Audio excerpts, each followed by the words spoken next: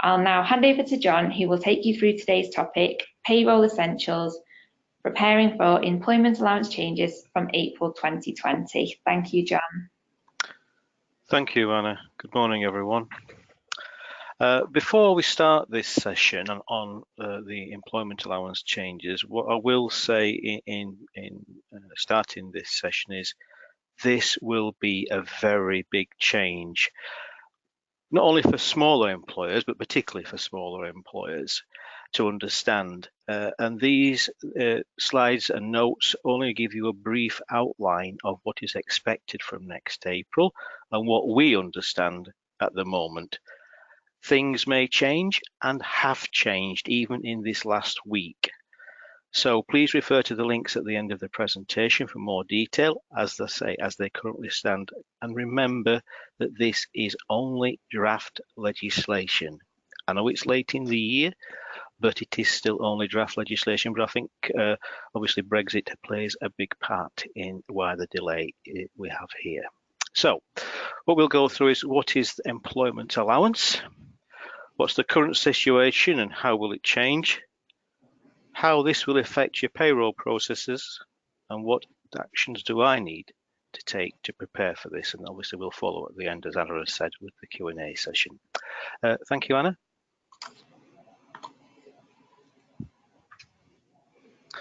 So, employment allowance was introduced in 2014 to support small businesses. That was the main intention, to support small businesses in hiring more employees and to help them grow their business.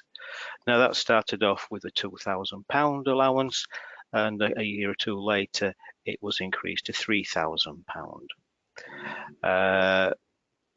And it reduced the NICS bill by that allowance if you applied for it. Not all businesses applied for it, but it was also open to all payrolls, no matter what size they were, even though it was aimed at more the small employers. Some larger payroll organisations may have not taken up on the offer of this, because it was probably not worth the administration of it all.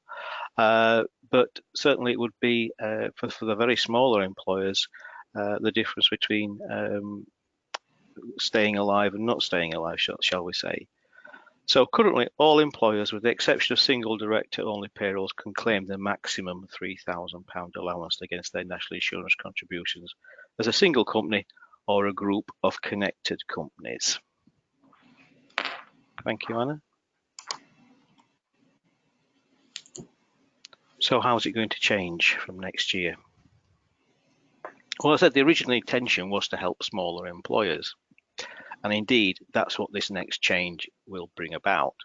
So from April 2020, it will be restricted only to the smaller employer as a single company or group of connected companies.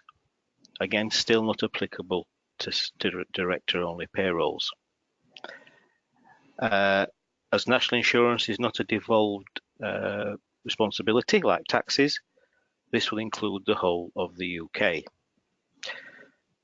We've also added another complication in here, and that is it will be classed as state aid. And the reason it's classed as state aid is because it has been only for a certain sector of the business, whereas before it was open to all businesses of any size.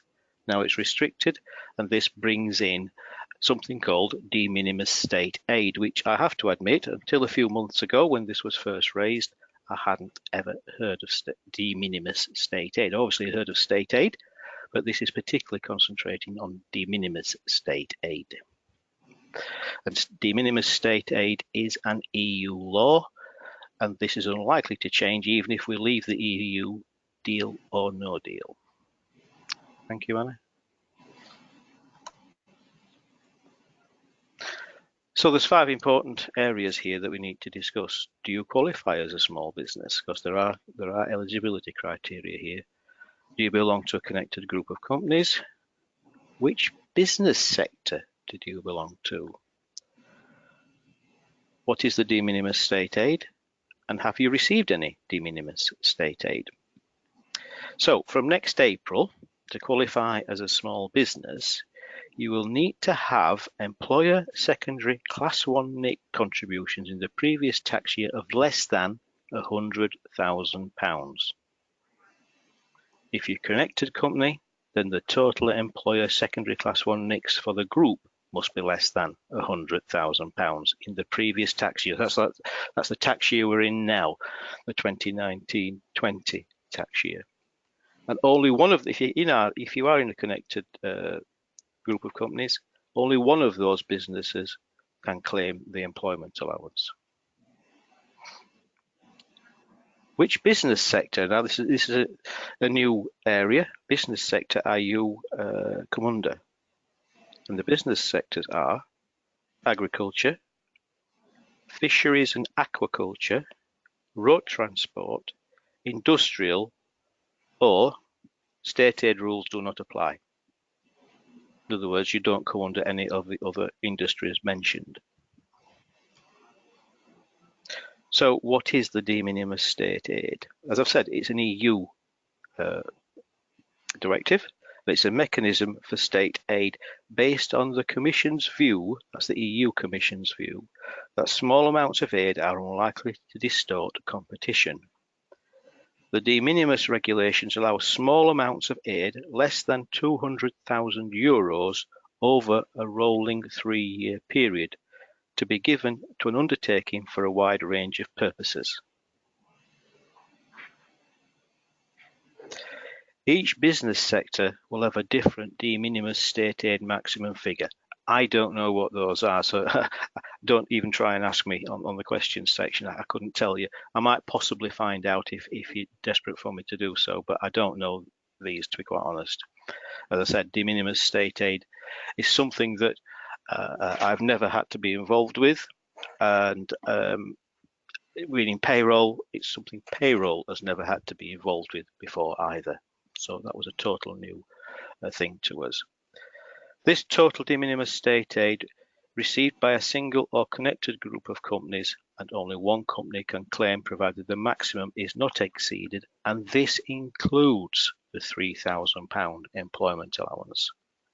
So even if you didn't claim the whole of the £3,000 employment allowance from your national insurance contributions, it has to be capable of being within that maximum de minimis state aid period.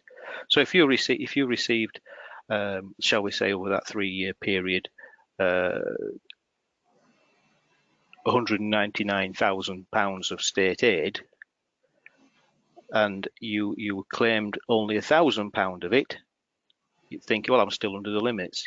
No, you're not. You have to be able to accommodate the £3,000 of the employment allowance within that figure. Okay, thank you, Anna. So how will this affect the payroll process? First of all, there will be no automatic rollover of the employment allowance indicator each year. Currently, once an employer has said, I want to claim the employment allowance, that's been indicated on the payroll, and each year, year in, year out, that indicator has remained there until we're asked to remove it by the employer. So Moorepay will remove that indicator as we roll over from 2019-20 to 2021. That will be removed for everybody. Clients will then need to apply if they believe they are entitled, indicating they meet all the eligibility criteria, and by us entering the employment allowance indicator, that will indicate that stance. You will need to apply even if you will need to apply if you believe you are entitled to receive the employment allowance, and include your business sector.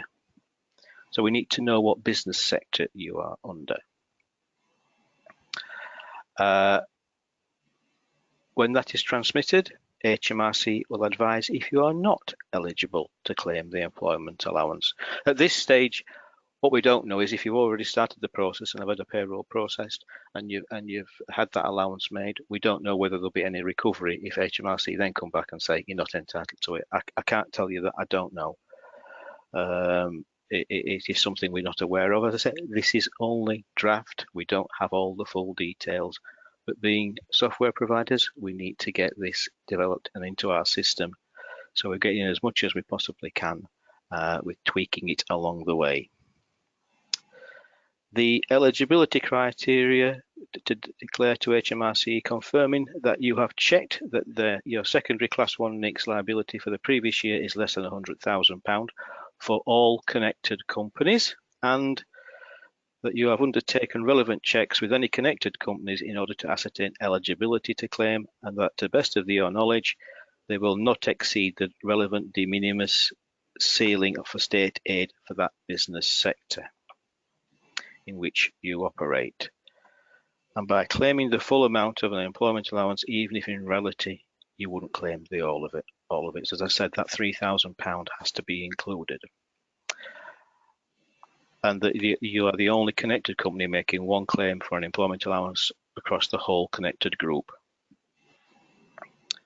And that you're not aware of any other reason why you would be excluded from claiming the employment allowance.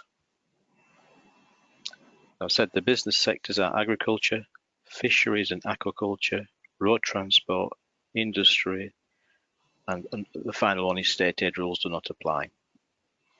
Now, as it stood last week, and as I said, things did have changed in this last week, and that is to do with the amount of the state aid. Now, it was requiring Payroll to notify HMRC of your value of your de minimis state aid. And you had to tell us what that was in the previous 2 years and what you expect it to be in the year 2020-21. And we had to insert that into the system to tell HMRC how much you had claimed of state aid. That has now stopped. We will no longer be required by HMRC to insert into the system or for you to supply us with the amount of state aid, de minimis state aid, that you have received. What I will say here is, I don't know whether that means that they will still require you to send it to them by another means, but it certainly won't be via Payroll. HMRC have told us that they do not now require Payroll to send that amount to them. We have to send, if you are claiming the employment allowance, we have to send the business sector you are claiming under, but we don't have to send the monetary amount. And as I said, HMRC will tell you then, once you've received the indicator, whether or not you're eligible to claim the employment allowance. Assuming that you still have to tell them that you have de minimis state aid and how much that is, you have to then go onto HMRC's website on the 1st of April next year and find out what the conversion factor is from sterling to euros to put it in. As I say, I don't know whether you still have to do this. I only know that we are not required to put it in through the payroll. And if we did, they'd just ignore it anyway, is what we're being told. So going forward, employment allowance will be classed as a de minimis state aid, whereas in previous years it will not be taken into account as being state aid. HMRC will keep the records for employment allowance for up to 10 years, and employers must keep a record of the de minimis state aid received for 3 years. Thank you, Anna.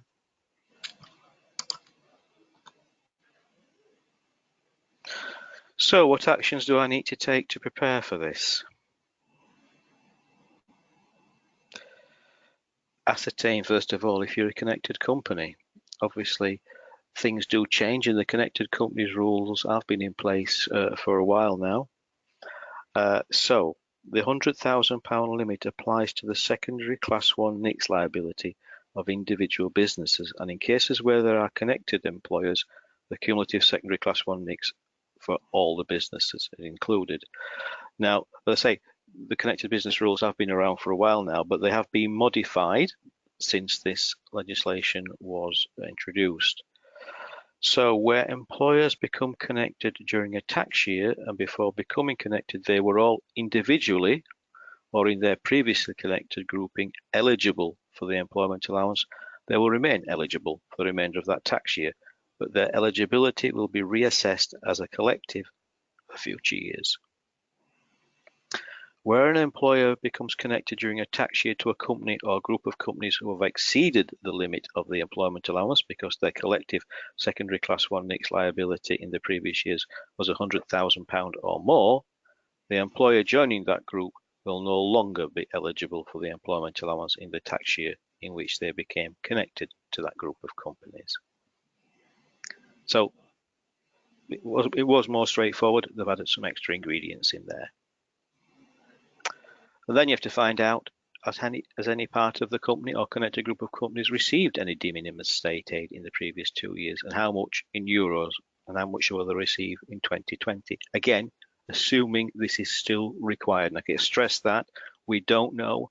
I have asked HMRC if this is still going ahead, and if they still require the employer by some means or other than via payroll, to tell them what this de minimis state aid is. And unfortunately, I cannot advise you. I'm only working on the assumption that this will still be needed.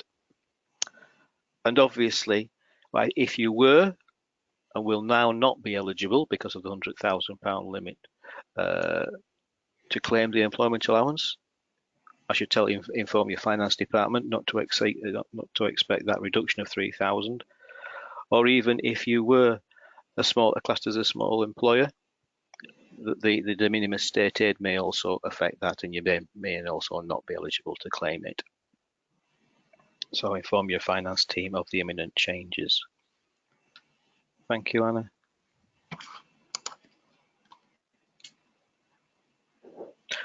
What I've provided here is, I'll say it again, draft legislation concerning the employment allowance eligibility reforms. So there's the link there.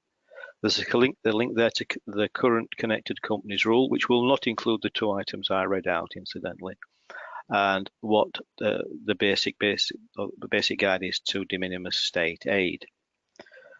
The technical consultation that HMRC provided for feedback closed on the 20th of August, and we are still awaiting the government response to things. This is a very fluid situation and things may change, and no apologies I make to you can obviously make up for that. We are at the behest of what the government and HMRC provide to us. So that is as much as we can give you on that. We are obviously developing our product to accommodate this legislation, or draft legislation, which comes into effect on the 6th of April next year. But we are obviously waiting for the feedback from HMRC on the government response to that consultation document. Thank you very much, and I'll hand back to Hannah. Brilliant, thank you, John. We will now move on to the questions, so please continue to drop any questions that you have into the question box and we'll pick them up and work through them. I've had a few questions so far, so I will start with the first question, which is from Andrew. Andrew's asked, how many employees would it take to break the £100,000 secondary class 1 NICS limit? This is a question which I anticipated, to be quite honest, because really it all depends on how much you pay your employees at the end of the day. If you base this on national living wage figures, 40-hour week, £8.21 an hour, assuming you paid everybody exactly the same rate, then you're looking at around 80 people for the year. Precisely, it's 83, but 80 people for the year. But of course, if they work overtime, if they have bonuses, that will affect it. But purely and simply, if they pay them the national living wage at 40 hours a week, you're looking at 83 employees to get to the 100,000. If you took the national earnings average of 27,000, I believe it is, then you're looking at approximately 39 people. So it is very few employees it will take to break the £100,000 employer NICS level. So that is a big thing to take into consideration there. But obviously, it's how long's a piece of string. How you pay your employees, what you pay your employees if they have overtime and bonus. I hope that answers the question. Brilliant, thank you, John. Next question is from Lucy, and she's asked, when are you expecting the full legislation to be ready for? I'd like to say now. I suspect, obviously we know all about Brexit and the 31st of October. And that's all efforts seem to be on the government's focus is on that. And until either we do or we don't at the end of October this year leave with or without a deal, it's not going to be before then, I don't think. Probably more like Christmas. But yes, we'd like it now, and I'm sure you would as well. Thank you, John. We've also had a question from Diane, and Diane's asking, how can she find out if her company is a connected business? I would ask the owners of the business. You know, your managing director, your the whoever owns your company, if they are connected to anyone else. It is something that has been in there before, and I can't exactly think off the top of my head which it was we had to use for connected companies rules. But certainly it has been in there previously. But you need to ask your superiors if you are owned or partly owned, or they own or partly own another business. And the Companies Act will tell you what those rules are regarding companies, connected companies. Certainly, if you want to send me a detail or send them to Anna, I will get more where I can get that from for you. But there are criteria which the link in the end of the presentation will give you, and basically it's who has governing control of a business.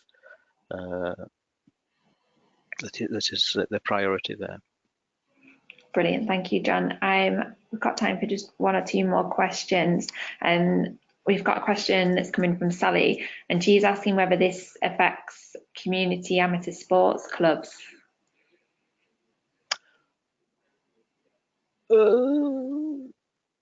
Not sure off the top of my head, I have to be honest. We can get back to Sally on that one then. Yes, I can, certainly, yes. Brilliant, thank you. Because there are charities in etc. That there's a different slant on things for charities, I'm sure there is. So I will get back to you on that one. Certainly if you provided with Sally's details, I'll go back to her. Will do. And one final question is from Christine, and Christine's saying that she doesn't think that they have claimed for the previous 2 years, but does think that they are eligible for employment allowance. So can it be backdated, or has the chance now gone, basically? I believe you can claim it, but I'd have to check up on that and get back to Christine on that one. If you want to provide me with the details. Will do. Brilliant. Thank you, John. That's really useful. We will, and anybody that we've said will come back to you today. And if you do think of any further questions throughout the day, then feel free to email them over to myself and I can pass them on to John. My email address is hannah.booth@moorepay.co.uk. And like I said, we will be sending a recording of the webinar and also a copy of the slides. In terms of connecting with Moorepay and finding out more information about payroll legislation, there's a whole host of content on the Moorepay website, which includes our bi-monthly payroll legislation guide, which is in the resources section of our website. If you don't receive that, then I recommend that you do sign up to receive this. if you follow us on our social sites, we publish all of our new blogs and guides on there as well, so you'll see them flash up on your news feed. I hope you found the webinar useful this morning. Thank you for joining us, and thank you to John for hosting the webinar today and for answering your questions. We'll close the webinar now, and like I say, we will follow up with the slides and the recording. Thank you very much for listening. Yes, so thank you, Anna, and I will get back to the queries as soon as you pass me the details today. Brilliant. Thank you very much. Thank you, everyone. Bye-bye. Bye.